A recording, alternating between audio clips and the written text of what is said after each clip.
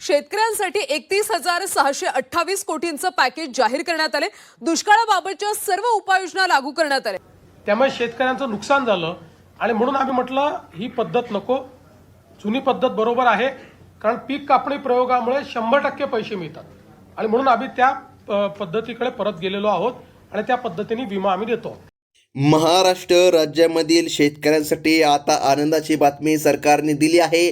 आज संध्याकाळपासून दुपारनंतर या हप्त्याचे वितरण सुरू करण्यामध्ये येत आहे। दुपारनंतर वितरण होणार आहे आणि बघा रात्रीच्या 12 वाजेपर्यंत सर्व शेतकरी बांधवांच्या खात्यामध्ये पीक विमा आता जमा करण्यामध्ये येत आहे। कारण की पीक विम्यासाठी सरकारने आता मोठे खुशखबर शेतकरी बांधवांना दिली आहे।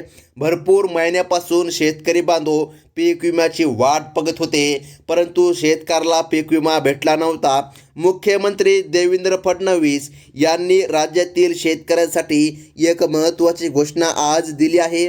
पीक विमा वाटपाची प्रक्रिया मोठ्या योगाने सुरू करण्यात आली असून पहिला टप्पा आजपासून अंमलात आला आहे। अनेक महिन्यांपासून थांबलेली रक्कम अखेर सोडली गेली असून पुढील 3 तासांमध्ये निधी थेट या ठिकाणी शेतकरी बांधवांच्या खात्यामध्ये आता जमा करण्यामध्ये येत आहे। शेतकरी बांधवांनो बघा, राज्यातील एकूण 15 प्रमुख जिल्ह्यातील शेतकऱ्याला या मदतीचा मोठा टप्पा आज देण्याबद्दल सरकारने निर्णय घेतला आहे। तांत्रिक कारणामुळे प्रक्रिया काही काळ अडकली होती, मात्र आता जलद गतीने राबवण्याचे आदेश साहेबांकडून देण्यामध्ये आले आहे। पात्र शेतकऱ्यांच्या खात्यामध्ये डीबीटीच्या माध्यमातून आज निधी जमा करण्यामध्ये येत आहे। आता शेतकऱ्यांसाठी आनंदाची बातमी सरकारने दिली आहे।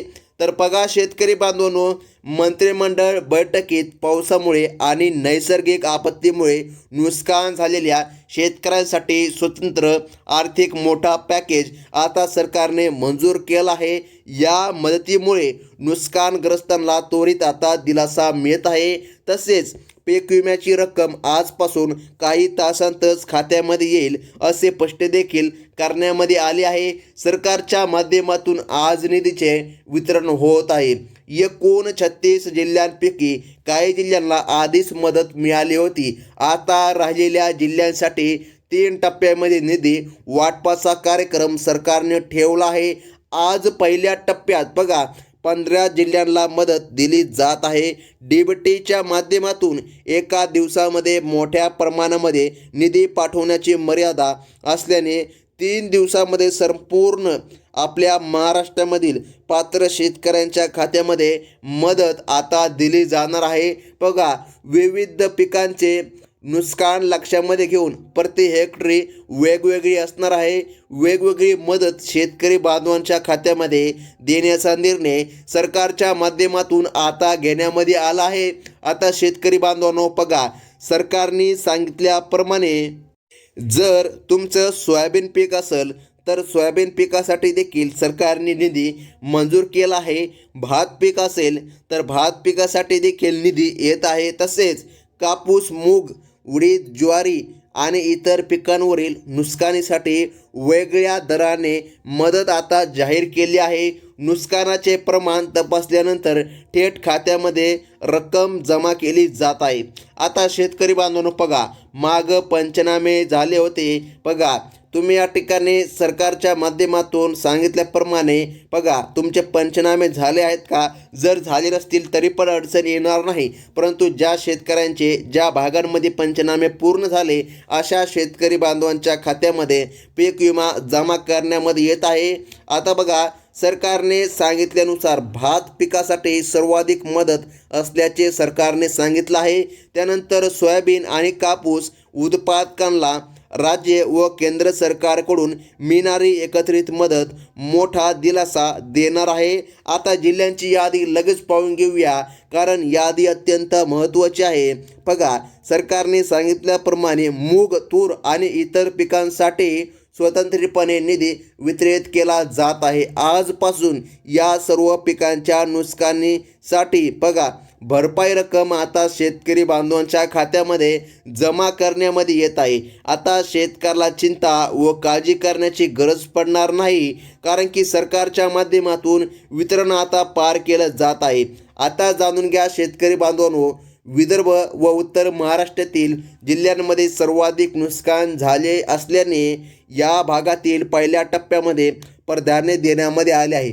तसेच कोकण आणि पश्चिम महाराष्ट्रातील काही जिल्ह्यांना या टप्प्यामध्ये समाविष्ट केला आहे. सर्व जिल्ह्यांना स्पष्टपणे आदेश देण्यामध्ये आले असून रक्कम पुढील काही तासामध्ये तुमच्या खात्यामध्ये आता दिसणार आहे. तर मग शेतकरी बांधवांनो बघा, आता चिंता करण्याची शेतकऱ्याला गरज पडणार नाही. फक्त यादी तपासून घ्या, कारण यादी अत्यंत महत्त्वाची आहे. जर यादीमध्ये तुमचं नाव आलं तरच तुमच्या खात्यामध्ये सरकारच्या माध्यमातून निधी आता जमा करण्यामध्ये येत आहे. तर बघा, सरकारने सांगितल्यानुसार जिल्ह्यांची यादी तुमच्या समोर आता आलेली आहे. बघा, या यादीमध्ये सरकारने सांगितल्याप्रमाणे बघा 15 जिल्हे बघा अधिकृत यादी सरकारने सांगितली आहे. यामध्ये धुळे, नाशिक, लातूर, चंद्रपूर, गडचिरोली, बीड, रत्नागिरी, सिंधुदुर्ग, सोलापूर, अमरावती, अकोला, यवतमाळ, नागपूर, वाशिम बघा आणि भंडारा या सर्व जिल्ह्यांमध्ये आज मदत हस्तांतरणाचे काम करण्यामध्ये येणार आहे. परंतु शेतकरी बांधवांनो, सरकारने काही अटी देखील घातली आहे. त्या अटींची पूर्तता या ठिकाणी शेतकऱ्याला करावी लागेल, अन्यथा अडचण येणार. शेतकऱ्याने पात्र बँकांसाठी आता या ठिकाणी निधी मंजूर केला आहे. त्यामुळे मागच्या वेळी जेव्हा सरकारने निधी मंजूर केला होता तेव्हा या ठिकाणी भरपूर शेतकऱ्याला भेटला नव्हता. त्यामुळे आता सरकारने मर्यादित आणि या ठिकाणी पात्र बँकांची लिस्ट निवडली आहे. या पात्र बँकांच्या यादीमध्ये तुमची बँक असेल तरच तुमच्या खात्यामध्ये आज निधी जमा करण्यामध्ये येत आहे. अशी महत्त्वाची अपडेट सध्या सरकारच्या माध्यमातून आली आहे. आता बघा, बँकांची यादी सरकारने जाहीर केली आहे आणि याच बँकांच्या यादीनुसार शेतकरी बांधवांच्या खात्यामध्ये आता निधी जमा करण्यामध्ये येत आहे. आता सरकारने सांगितल्यानुसार शेतकऱ्यांच्या खात्यामध्ये रक्कम जमा होण्यासाठी सहभागी बँकांची यादी जाहीर झाली आहे. यामध्ये SBI बँक आहे, बँक ऑफ महाराष्ट्र आहे, बँक ऑफ इंडिया आहे, त्यानंतर HDFC बँक आहे, त्यानंतर ICICI बँक, त्यानंतर ॲक्सिस बँक, त्यानंतर कोटक महिंद्रा, त्यानंतर Punjab national bank, Indian overseas bank, bank of Baroda या बँकांचा समावेश सरकारच्या माध्यमातून आता झाला आहे. त्यामुळे आता कसल्याही प्रकारे चिंता किंवा काळजी करण्याची गरज शेतकऱ्याला पडणार नाही. परंतु शेतकरी बांधवांनो, सरकारने आता 2 अटी घातली आहे. त्या अटी म्हणजे बघा, 2 कागदपत्रे तुम्हाला जमा करावी लागणार आहे. मग तुमच्या खात्यामध्ये निधी जमा व्हायला कसलीच अडचण येणार नाही, असं सरकारने सांगितलं आहे. आता बघा शेतकरी बांधवांनो, एकूण भरपाईसाठी राज्य सरकारने हजारो कोटींचा निधी राखून ठेवला आहे. बघा, पंचनाम्यात समाविष्ट शेतकऱ्याला 100% मदत, इतरांना नियमानुसार 75% रक्कम मिळणार आहे. पुढील 24 तासात शेतकऱ्यांसाठी महत्त्वाची बघा या ठिकाणी माहिती असून मोठ्या प्रमाणामध्ये रक्कम शेतकरी बांधवांच्या खात्यामध्ये जमा केली जात आहे, असं स्पष्टपणे सांगण्यामध्ये आलं आहे. आता शेतकरी बांधवांनो, सरकारने अटी घातली आहे. त्या अटीची पूर्तता शेतकऱ्याला करावी लागेल, अन्यथा अडचण येणार. तर बघा, सरकारने कोणकोणत्या अटी घातल्या आहे असा प्रश्न नक्कीच तुमच्या मनामध्ये पडला असेल. तर बघा, सरकारने जी पहिली अट घातली आहे ती म्हणजे की फार्मर आय डी कार्ड. जर फार्मर आय डी कार्ड असेल तर तुमच्या खात्यामध्ये पीक विमा जमा होईल, अन्यथा अडचण तुम्हाला येणार आहे. सरकारने सांगितल्यानुसार तुम्ही बघा, farmer I D card online दुकानामधून किंवा कोठेही काढून घ्या. बघा, ई सेवा केंद्र किंवा या ठिकाणी बघा CSC केंद्र अशा या ठिकाणी जागेवर जाऊन तुम्ही या ठिकाणी फार्मर आय डी कार्ड काढू शकता. आता सरकारने सांगितली म्हणजे दुसरी अट बघा, ती दुसरी अट अत्यंत महत्त्वाची आहे. सरकारने सांगितल्याप्रमाणे तुमचं आधार अपडेट आहे का नाही ते चेक करून घ्या, कारण ते पण या ठिकाणी महत्त्वाचं आहे. आता बघा, सरकारची तिसरी अट ती म्हणजे की प्रत्येक शेतकऱ्यांनी आपली EKYC केलेली असावी.